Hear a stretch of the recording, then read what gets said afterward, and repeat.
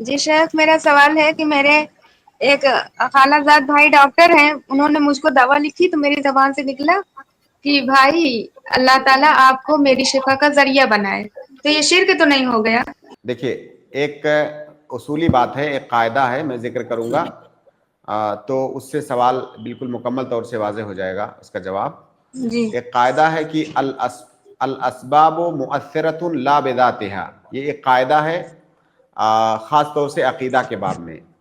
اس دنیا میں جی اللہ رب العالمین کی یہ سنت ہے کہ بہت ساری چیزوں کے ہونے کے لیے اللہ تعالیٰ نے کچھ ظاہری اسباب بنائے ہیں۔ آپ آگ جلاؤ گے تو اس سے دھواں نکلے گا، گرمی نکلے گی، چیزیں جلیں گی۔ اب اللہ تعالیٰ نے آگ کو سبب بنایا۔ بہت سارے آپ کھانا کھاؤ گے تو آپ کی بھوک مٹے گی۔ تو چیزوں کو اللہ رب العالمین نے اسباب سے جوڑ دیا ہے، یہ اللہ تعالیٰ کی سنت ہے۔ آپ بیمار ہو، آپ دوا کھاؤ گے تو آپ کو شفا ملے گی۔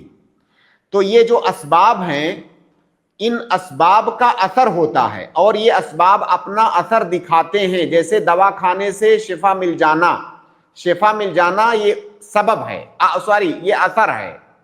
لیکن اسی قاعدہ کے آخر میں ہم نے کہا کہ الاسباب مؤثرۃ لا بذاتها، یہ جو اسباب ہیں یہ بذات خود مؤثر نہیں ہوتے ہیں، یعنی ان اسباب کے اندر فی نفسہ بذات خود یہ طاقت نہیں ہے کہ یہ اسباب اپنا اثر دکھا سکیں۔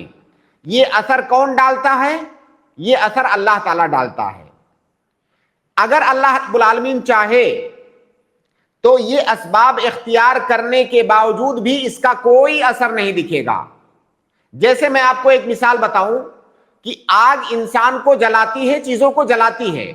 ابراہیم علیہ السلام کا آپ واقعہ دیکھیے، ان کی قوم نے ابراہیم علیہ السلام کو آگ میں ڈال دیا، واقعہ معروف ہے۔ اب آگ تو چیزوں کو جلاتی ہے، اس کا اثر یہ ہے کہ چیزوں کو جلاتی ہے، لیکن اللہ رب العالمین نے اس آگ کے اندر یہ اثر نہیں ڈالا، یہ اثر چھین لیا۔ تو اس کا مطلب یہ ہوا کہ جو اسباب ہیں وہ بذات خود ان کے اندر تاثیر نہیں ہے، ان کے اندر تاثیر اللہ رب العالمین ڈالتا ہے۔ تو یہ جو دوا ہم کھاتے ہیں، یہ دوا سبب ہے، لیکن اس سبب کے ذریعہ سے جو شفا یابی ہمیں ملتی ہے اور جو کی اثر ہے اس دوا کا، یہ اثر اللہ رب العالمین پیدا کرتا ہے۔ دوا بذات خود ہمیں صحیح نہیں کر سکتی، شفا اللہ رب العالمین کی جانب سے ہے۔ تو اگر ہم کسی کو کہتے ہیں کہ یہ دوا لیجئے، اللہ تعالیٰ اس دوا کو آپ کی شفا یابی کا سبب بنائے، تو بالکل جائز ہے۔ ہم اللہ تعالیٰ سے دعا کر رہے ہیں کہ اللہ تعالیٰ اس دوا کو سبب بنا دے، اس کے اندر تاثیر ڈال دے۔ اللہ تعالیٰ مجھے آپ کی شفا یابی کا سبب بنائے، ہم اللہ سے دعا کر رہے ہیں۔ ہم یہ نہیں کہہ رہے ہیں کہ شفا ہم آپ کو دیں گے، بلکہ ہم یہ دعا کر رہے ہیں کہ اللہ تعالیٰ مجھے سبب بنا دے۔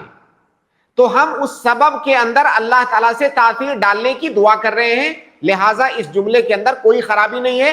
بس یہ چیز آپ جان لیں کہ جو لوگ اسباب پر اعتماد کرتے ہیں، کلی اعتماد، اور وہ یہ سمجھتے ہیں کہ اگر میں نے سبب اختیار کر لیا تو یہی سبب ہی اثر کا جو اثر پیدا ہوتا ہے وہ اس سبب کے اندر بذات خود ہے، تو یہ شرک اصغر ہے، کبھی کبھی یہ شرک اکبر بھی ہو سکتا ہے۔